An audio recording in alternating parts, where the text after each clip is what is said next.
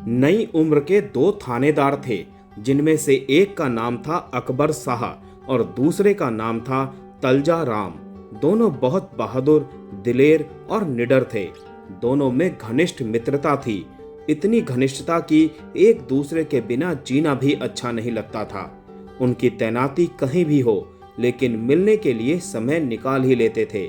दोनों कभी कभी अवैध काम भी कर जाते थे, लेकिन करते इतनी चालाकी से थे कि किसी को भी उसकी भनक तक नहीं लगती थी। दोनों बहुत बुद्धिमान थे, इसीलिए बहुत अकड़ कर चलते थे। सन 1930 की जबकि ये कहानी है, तब सिंध में पुलिस के थानेदार को सूबेदार कहते थे। उस समय सूबेदार इलाके का राजा हुआ करता था। अकबर शाह और तलजा राम की भी दूसरे सूबेदारों की तरह बहुत इज्जत थी। अकबर शाह ऊंचे परिवार का था, इसीलिए हर मिलने वाला पहले उसके पैर छूता था और बाद में बात करता था। तलजा राम भी उच्च जाति का ब्राह्मण था। एक बार दोनों एक हत्या के मामले में फंस गए। हत्या जिला मीरपुर खास के पथोरो रेलवे स्टेशन पर हुई थी।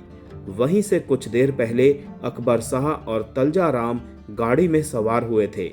रेलवे पुलिस के एसपी ने स्वयं विवेचना की और कह दिया कि हत्या दोनों के उकसावे पर की गई।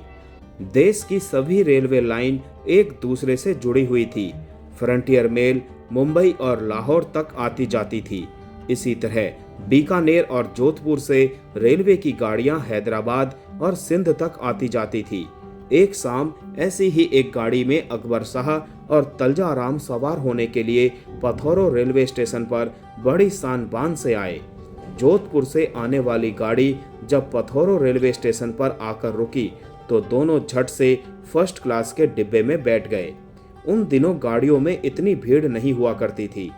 उस डब्बे से जिसमें ये दोनों सवार हुए थे, रेलवे का एक अधिकारी उतरा जो पथौरो स्टेशन का निरीक्षण करने आया था।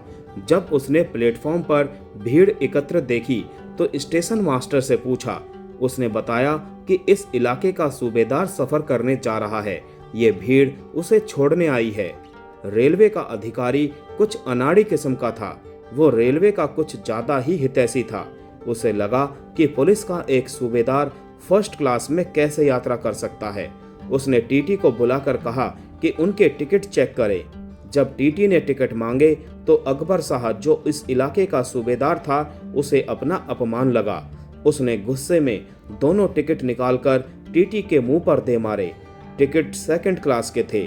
टीटी ने रेलवे अधिकारी की ओर देखा तो उसने कहा, इनसे कहो कि उतरकर सेकंड क्लास में चले जाएं।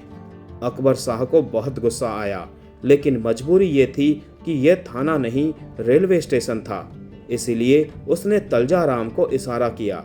दोनों उतरकर सेकंड क्लास के डब्बे में बैठ गए। गाड़ी हैदराबाद के लिए रवाना हो गई।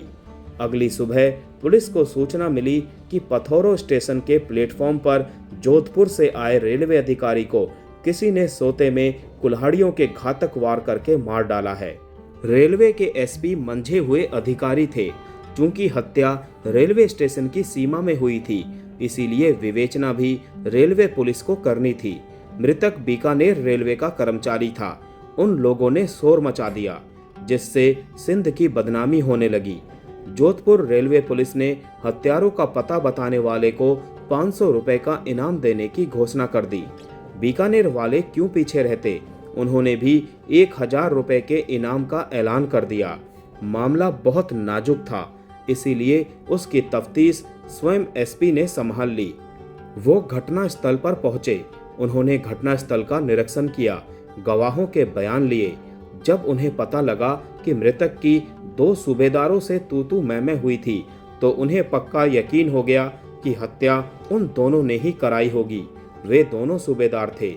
ये कैसे सहन कर सकते थे कि उन्हें फर्स्ट क्लास के डब्बे से उतरकर सेकंड क्लास में बैठना पड़ा, वो भी उन चाटुकारों के सामने जो उन्हें स्टेशन पर छोड़ने आए थे।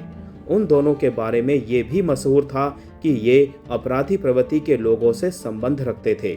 उनके लिए हत्या कराना बाएं हाथ का खेल था। मृतक परदेसी आदमी था जो एक दिन के लिए यहाँ आया था। वहाँ ना तो उसे कोई पहचानता था और ना उसकी किसी से दुश्मनी थी। उसकी हत्या उन दोनों सूबेदारों ने ही कराई थी। माना यह गया कि उन्होंने पथोरों से अगले स्टेशन पर पहुंचकर किसी बदमाश को इशारा कर दिया और वो बदमाश एक मालगाड़ी से जो पथोरो जा रही थी उसमें बैठकर पथोरो स्टेशन पहुंचा। वो अफसर प्लेटफॉर्म पर सो रहा था। उस बदमाश ने कुल्हाड़ी के वार करके उसकी हत्या कर दी और भाग गया। एसपी साहब ने अपनी रिपोर्ट डीआईजी को भेज दी और दोनों सूबेदारों की गिरफ्तारी की इजाजत मांगी। उन दिनों सिंध का उच्च अधिकारी डीआईजी हुआ करता था। रिपोर्ट डीआईजी के पास पहुंची तो उन्होंने एसपी साहब को बुलाकर उनसे इस मामले में बात की। फिर दोनों सूबेदारों को बुलाकर पूछा कि उन पर हत्या का आरोप है, तो दोनों भौचक्के रह गए। हत्या और हम दोनों ने कानों पर हाथ रखकर कहा, आप ये सोच भी कैसे सकते हैं? हम कानून के रक्षक हैं और कानून तोड़ने की सोच भी नहीं सकते। हमारा काम लोगों की जान बचाना है, जान लेना नहीं। मृतक ने हमारा अपमान जरूर किया था और हमें गुस्सा भी आया था, लेकिन इतनी छोटी सी बात पर हत्या नहीं हुआ करती। डीआईजी साहब ने उनकी बात ध्यान से सुनी, एसपी से सलाह भी ली, उन्हें रिपोर्ट पर पुनर्विचार करने के लिए कहा, लेकिन बेकार। एसपी टस से मस नहीं हुए। एसपी ने कहा, आपको हत्यारा चाहिए, आप अकबर शाह और तलजा राम को गिरफ्तार करने की आज्ञा दे दीजिए, हत्यारा स्वयं चलकर आ जाएगा। लेकिन डीआईजी साहब तैयार नहीं हुए। मैं उन दिनों सिंध क्राइम ब्रांच में एसपी था। मेरे पास ऐसे बहुत से केस आते रहते थे। एक दिन मेरी मेज पर रेलवे एसपी साहब की तफ्तीश की फाइल भी आ पहुंची। डीआईजी ने मुझे उसकी तफ्तीश के लिए कहा था। साथ ही अकबर शाह और तलजा राम को मीरपुर खास से दूसरे शहर में तैनात कर दिया, जिससे तफ्तीश में कोई बाधा ना पड़े। रेलवे के एसपी साहब मेरे सीनियर भी थे और अच्छे दोस्त भी। तफ्तीश में हिचकिचाहट तो हो रही थी, लेकिन हुक्म तो हुक्म था, इसीलिए मैंने काम करना शुरू कर दिया। सबसे पहले मैं एसपी साहब से मिला और उनसे तफ्तीश के बारे में बात की। उन्होंने कहा, आप तो जानते ही हैं कि वे दोनों कैसे आदमी हैं। उन दोनों की प्रसिद्धि आपने भी सुन रखी होगी। अपने अपमान का बदला कैसे लेते हैं ये भी आप जानते ही होंगे। उनके लिए हत्या करवाना कोई मुश्किल काम नहीं है। मृतक कोई आम आदमी नहीं, रेलवे का उच्च अधिकारी था। उसकी हत्या करने की हिम्मत उनके अलावा किसी में नहीं हो सकती। ये बात तो ठीक है, लेकिन किसी की इतनी जल्दी हत्या करवाना भी तो संभव नहीं है। पथोरों से गाड़ी रात के 8 बजे चली। सादीपुर स्टेशन वहां से 14 मील दूर है। गाड़ी वहां करीब 9 बजे पहुंची होगी। 4 मिनट वहां ठहरी भी होगी। अकबर और तलजा राम वहां नहीं उतरे, बल्कि हैदराबाद गए थे।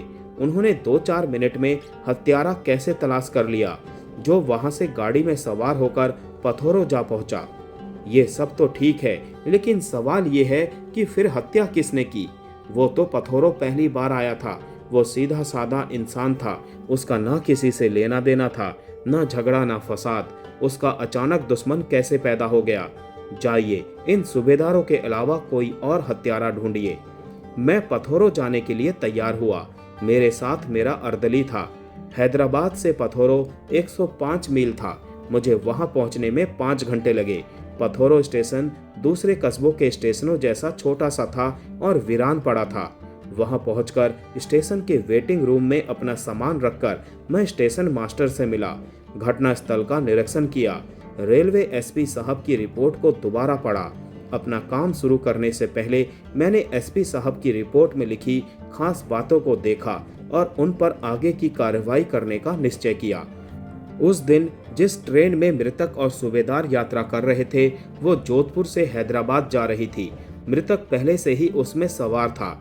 पथोरो पहुंचकर जब वो गाड़ी से उतरा, तभी अकबर शाह और तलजा राम गाड़ी में सवार होने लगे। उन्हें फर्स्ट क्लास में सवार होते देखकर मृतक को संदेह हुआ। उसने टीटी से कहकर उनके टिकट चेक करवाए। उनके टिकट फर्स्ट क्लास के नहीं थे। इस पर उसने उन्हें फर्स्ट क्लास से निकलवा दिया। फिर गाड़ी आगे के लिए रवाना हुई। उस समय रात के 8 बजे थे। दोनों सूबेदार जब अगले स्टेशन सादीपुर पहुंचे तब रात के 9 बजे थे। उस समय वहां एक मालगाड़ी पथोरो जाने के लिए तैयार हो रही थी। दोनों सूबेदारों के चोरों के साथ संबंध थे। उन्होंने उस रेलवे अफसर को ठिकाने लगाने के लिए वहां एक बदमाश को ढूंढ निकाला। वो हत्या करने के लिए तुरंत तैयार हो गया और उसी मालगाड़ी में बैठकर पथोरो पहुंच गया। दोनों सूबेदार हैदराबाद चले गए। उस हत्यारे ने प्लेटफॉर्म पर सोते हुए रेलवे अफसर की कुल्हाड़ी से हत्या कर दी। कहानी अच्छी थी, लेकिन किसी भी तरह मुझे सच नहीं लग रही थी। वे दोनों सूबेदार बदमाश होंगे, हत्या भी करवा सकते थे, लेकिन इतनी जल्दी ये काम नहीं हो सकता था। मुझे इस पूरी कहानी पर यकीन नहीं आया। मैंने पोस्टमार्टम रिपोर्ट निकालकर पढ़ी। उसमें लिखा था कि हत्या एक तेज धारदार हथियार से सिर की बाईं ओर वार करके की गई थी। इसके अलावा पूरे शरीर पर कोई घाव नहीं था। इससे ये पता लगा कि जब मृतक की हत्या हुई तब वो बाईं ओर करवट लेकर सो रहा था। मैंने स्टेशन मास्टर को बुलाया और उसके साथ उस जगह गया जहां मृतक सोया हुआ था। वहीं खड़े खड़े मैंने उससे कुछ प्रश्न किए। उसने बताया कि गाड़ी जाने के बाद मृतक मेरे कमरे में आया था। वो कुछ देर बैठा, अगले दिन के निरीक्षण के बारे में कुछ निर्देश दिए और वेटिंग रूम चला गया। स्टेशन मास्टर ने उससे खाने को पूछा तो उसने कहा कि वो खाना साथ लाया है। मैंने एएसएम से कहा तो उसने प्लेटफॉर्म के अंतिम सिरे पर उसके लिए एक पलंग लगवा दिया ताकि आने वाली गाड़ियों से उसके आराम में खलल ना पड़े। मृतक ने अपना बिस्तर खुद बिछाया और मुंह ढककर सो गया। उसके बाद सब लोग वहां से चले गए। बाकी स्टाफ तो अपने क्वार्टरों पर चले गए, लेकिन एएसएम अपने दफ्तर की एक बेंच पर सो गया। स्टेशन मास्टर तो बूढ़ा और वहां नया था, लेकिन एएसएम पुराना था और वहां के सब लोगों को जानता था। मैंने उसे बुलवाकर उससे पूछा, उस रात तुम कहाँ सोए थे? जी, मैं स्टेशन मास्टर के दफ्तर के बाहर एक बेंच पर लेटा था। वैसे तुम हर रात कहाँ सोते हो? जी, मैं यहीं प्लेटफॉर्म के आखिरी सिरे पर सोया करता था। उसने कहा, यहाँ हवा भी अच्छी आती है और शोर भी कम होता है। उस रात साहब यहाँ आए तो मैंने उनके आराम की खातिर उन्हें यहीं सुला दिया था। तुम्हारी पत्नी और बच्चे कहाँ हैं? उसने दांत निकालकर कहा, जी अभी मेरी शादी नहीं हुई है। उस रात एक मालगाड़ी भी तो आई थी। कितने बजे पहुंची थी यहाँ? जी हाँ, उसने कहा, आई थी। यहाँ 2:07 पर पहुंची थी। यहाँ लोडिंग का कोई काम नहीं था, इसीलिए मैंने लाइन क्लियर कर सिग्नल दे दिया था। यहाँ मालगाड़ी कितने मिनट ठहरी? यही कोई 3 मिनट। कोई उतरा भी था? जी नहीं, मालगाड़ी के जाने के बाद भी मैं बहुत देर तक घूमता रहा। यहाँ कोई आदमी नहीं था। उसने आगे बताया कि सुबह जब सूरज निकलने के बाद भी वो अफसर अपने बिस्तर से नहीं उठा तो मैं उसके पास गया। उसका मुंह चादर से ढका था। मैंने चादर हटाकर देखी तो उसका सिर फटा हुआ था और खून बहकर जम चुका था। अब मैंने सोचना शुरू किया, कहीं उसका दुश्मन जोधपुर से ही तो सवार नहीं हुआ था ताकि सुनसान इलाके में अपना काम कर सके। मैंने स्टेशन के पूरे स्टाफ से पूछा कि उस गाड़ी से किसी को उतरते तो नहीं देखा। उन्होंने बताया कि अपने अफसर को देखकर सब लोग उसके पास इकट्ठे हो गए थे। वैसे 2 आदमी और भी उतरे थे। उनके साथ उनकी बीवी और बच्चे भी थे। वे यहीं के रहने वाले थे। मैंने स्टेशन मास्टर से उसके काम के बारे में भी सवाल किए। मैं सोच रहा था कि ये भी तो हो सकता था कि वो अफसर स्टेशन मास्टर के विरुद्ध किसी शिकायत की छानबीन करने आया हो और स्टेशन मास्टर ने उसकी हत्या करा दी हो। स्टेशन मास्टर ने बताया कि वो तो स्टेशन पर साधारण सी चेकिंग के लिए आया था। उसे खुद भी अपने किसी अफसर से शिकायत नहीं थी। वैसे मृतक बहुत सज्जन पुरुष था। मुझे पथोरो पहुंचे 3 दिन बीत चुके थे। इस बीच मैं बहुत से लोगों से मिला, आने जाने वाली गाड़ियों को देखता रहा, हत्या के बारे में सोचता रहा। चौथे दिन मैंने ट्रेन पकड़ी और जोधपुर पहुंच गया। मुझे लगा कि हत्यारा जोधपुर में है और मृतक का दुश्मन है। मृतक का हेडक्वार्टर भी वहीं था। वहां मैंने उसके दफ्तर से उसकी पर्सनल केस फाइल निकलवाई और उसे पढ़ने लगा। उसके काम की हर अफसर ने तारीफ की। उसके विरुद्ध एक भी शिकायत नहीं मिली। मैंने स्टेशन मास्टर और एएसएम की फाइलें भी देखी। उनमें भी कोई काम की बात नहीं मिली। उसके बाद मैं मृतक के घर का पता लिया और उसकी विधवा से मिलने चला गया। वो काली साड़ी पहने बैठी थी। उसकी आंखें रो रो कर सूज गई थी। मैंने उससे पूछा कि क्या उसे अपनी पति की हत्या के बारे में किसी पर शक है, किसी ऐसे आदमी पर जिसे वो उसका दुश्मन समझती हो। वो फूट फूट कर रोने लगी और रोते रोते कहने लगी कि हर आदमी यही पूछता है कि उनकी किसी से दुश्मनी तो नहीं थी। इस पर वो बोली, अगर आप उनसे मिले होते तो आप भी यही कहते कि वो बहुत ही सज्जन थे, किसी लड़ाई झगड़े के बारे में वो सोच भी नहीं सकते थे। मैंने उससे कहा कि मैं आपको दुखी करने नहीं आया, बल्कि मैं आपकी मदद करने आया हूँ। अगर आप इस संबंध में मुझे कुछ बता देंगी तो मैं हत्यारे को पकड़कर उसे सजा दिलवा सकूंगा। देखिए, कुछ बातें ऐसी होती हैं जिनका ज्ञान पत्नी के अलावा किसी को नहीं होता। मुझे एक दो मोटी मोटी बातें बता दीजिए। उसने कहा, पूछिए। मैंने कहा, ये बताइए आपके पति रात को किस समय सो जाया करते थे? वो बोली, हम शाम ढलते ही भोजन कर लेते थे और वो रात 9 बजे तक सो जाया करते थे। वो किस करवट सोया करते थे? वो पहले तो बाई करवट लेटते थे और आधी रात के बाद दाई करवट लेकर सुबह तक सोते थे। क्या वो हर रात इसी तरह करवट लिया करते थे? हर रात, उसने जवाब दिया। ये उनकी आदत थी। इतना पूछकर मैं पहली ट्रेन पकड़कर पथोड़ो वापस आ गया। मैं वहां के वेटिंग रूम में बैठा सोचता रहा कि 5 दिन हो गए थे और मैं अभी तक किसी नतीजे पर नहीं पहुंच सका था। मुझे ये भी सूचना मिल चुकी थी कि कराची और हैदराबाद में मेरे बारे में खुसर फुसर हो रही थी कि मैं अपने भाई अकबर शाह को बचाने के लिए तफ्तीश का रुख मोड़ने की कोशिश में लगा हुआ हूँ। लेकिन मैंने इन बातों पर ध्यान नहीं दिया और अपनी तफ्तीश में लगा रहा। मैंने एक बार फिर पोस्टमार्टम रिपोर्ट निकाली और उसे पढ़ने लगा। मैंने घाव वाले हिस्से को ध्यान से पढ़ा। तेज धारदार हथियार से 3 गहरे घाव, कनपटी के आसपास हर एक की लंबाई 3 इंच, अर्थात कुल्हाड़ी के गहरे घाव थे, क्योंकि हत्यारे ने सिर के पास खड़े होकर इत्मीनान से वार किए थे। पहला ही वार जबरदस्त लगा होगा, क्योंकि मृतक अपनी जगह से हिला तक नहीं। सुबह तक इसी तरह चादर ओढ़े पड़ा रहा और फिर मैं रिपोर्ट के उस वाक्य पर ठिठक गया। तीनों घाव सिर के दाएं हिस्से पर, यानी मृतक बाई करवट सो रहा था, उसी तरह जिस तरह वो रात के पहले हिस्से में सोता था। दाई और करवट तो वो आधी रात के बाद लेता था। इससे ये साबित हुआ कि हत्या रात के पहले हिस्से में हुई थी। वहां मुझे बताया गया था कि हत्यारा सादीपुर से मालगाड़ी द्वारा रात के 2 बजे पथोरो पहुंचा था। मैं पोस्टमार्टम रिपोर्ट पढ़ता रहा। आगे चलकर जब मैदे का विवरण आया तो मैंने एक वाक्य पढ़कर झटके से पढ़ना बंद कर दिया। उसमें लिखा था कि मैदे में बिना हजम हुआ खाना मौजूद था। आगे पढ़ने की जरूरत भी नहीं थी, क्योंकि अफसर की हत्या का मालगाड़ी से आने का कोई संबंध नहीं था। हत्या तो रात के 12 बजे से भी बहुत पहले की गई थी। रात के पहले हिस्से में हत्या वही लोग करते हैं जिन्हें अपने ठिकाने पर पहुंचने के लिए लंबी दूरी तय करनी होती है। अकबर शाह और तलजा राम के भेजे हुए हत्यारे को लंबी दूरी तय करनी थी, लेकिन जब इन सूबेदारों ने रात के 9 बजे किसी को हत्या करने के लिए भेजा तो वो हत्यारा 10 बजे तक पहुंचा कैसे? मैं सुबह सवेरे वेटिंग रूम से निकला तो सामने एक एएसएम खड़ा मुस्कुरा रहा था, तो मैंने उसे साथ लिया और स्टाफ के क्वार्टरों की ओर चल दिया। कौन कौन रहता है यहाँ? मेरे पूछने पर उसने बताया, ये पहला पानी वाले का है, दूसरा कांटे वाले का और ये तीसरा ये खाली पड़ा रहता है। इससे अगले में टिकट बाबू रहता है और उससे अगला मेरा है। लेकिन तुम तो अविवाहित हो, क्वार्टर क्यों लिया हुआ है? उसने कहा, जी यहाँ तो सब अविवाहित ही रहते हैं। इस उजाड़ में बीवी बच्चे वाले भी अपनी फैमिली नहीं लाते। तुम्हारा क्वार्टर तो बहुत अच्छा होगा, चलो देखें। अंदर से क्वार्टर देखा, बहुत अच्छी तरह सजा हुआ था। रसोई तो और भी ज्यादा अच्छी तरह सजी हुई थी। मर्द कितना ही सफाई वाला हो, लेकिन इस तरह रसोई और घर नहीं सजा सकता। एएसएम तो वैसे भी अविवाहित था। मेरी छठी इंद्री जाग गई। तुम्हारा खाना कौन पकाता है? जी वो पानी वाला पका देता है।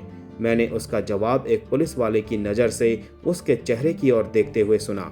मैंने देखा कि उसके चेहरे का रंग बदल रहा था। मैंने उससे पूछा, इस उजाड़ में तुम्हारा दिल कैसे लगता है? वो बोला, बस जी, कोई किताब पढ़ लेता हूँ या फिर घूमने निकल जाता हूँ।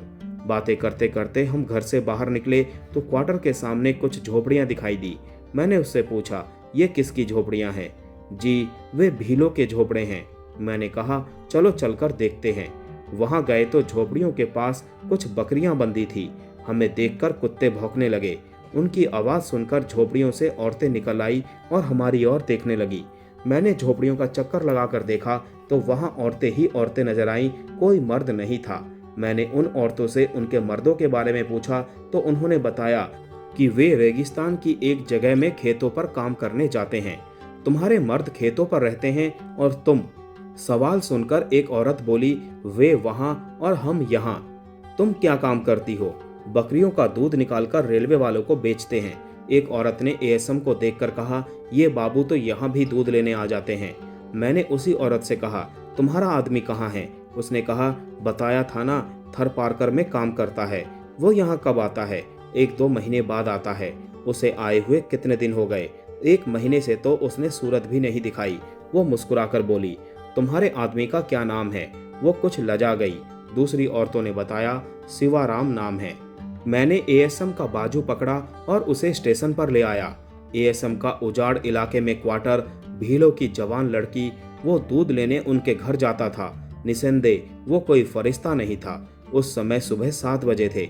मैंने वहां के थाने से पुलिस इंस्पेक्टर को बुलवाया और उससे ऊँटों का इंतजाम करने के लिए कहा। उसने तुरंत ऊँट बुलवा लिए।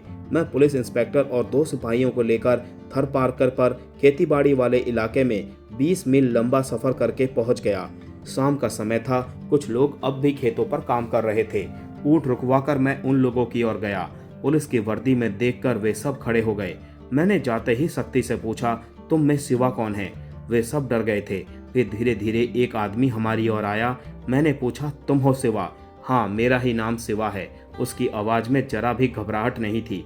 तुमने हत्या की है। मैं तुम्हें गिरफ्तार करने आया हूँ। वो खिलाड़ी कहाँ है जिससे तुमने हत्या की है? वो जवाब देने के बजाय एक और मुंह घुमाकर देख रहा था। वहां एक झोपड़ी थी। मेरा हमला उस पर इतना सख्त और जल्दबाजी वाला था कि वो संभल नहीं सका। सूबेदार को अपने एरिया का राजा समझने वाला भील अपने बचाव के बारे में सोच भी नहीं सका। सिवा मेरे साथ झोपड़ी में गया और वहां से एक कुल्हाड़ी और खून में सने अपने कपड़े जमीन से खोदकर मेरे हवाले कर दिए। वो बिल्कुल शांत था। उसके चेहरे से घमंड साफ दिखाई दे रहा था। वो यही समझ रहा था कि उसने एक व्यभिचारी एएसएम को अपने पत्नी को बिगाड़ने का बदला ले लिया है। लेकिन जिस रात वो एएसएम की हत्या करने के लिए कुल्हाड़ी लेकर उस जगह गया था जहां एएसएम सोया करता था, वहां वो अफसर सोया था जो निरीक्षण के लिए आया हुआ था। हत्यारे ने अंधेरे में अपने शिकार को पहचाना नहीं। उसे ये पता था कि यहाँ हर रात वही बाबू सोता था जिसके क्वार्टर में उसकी जवान पत्नी दूध देने जाती थी। उसके ऊपर हत्या का भूत सवार था। हत्या करने के बाद उसे 20 मील दूर भी जाना था। उसे जब आजीवन कारावास की सजा हुई तो उसे इस बात का दुख नहीं था। दुख तो उसकी पत्नी के प्रेमी के बच जाने का था।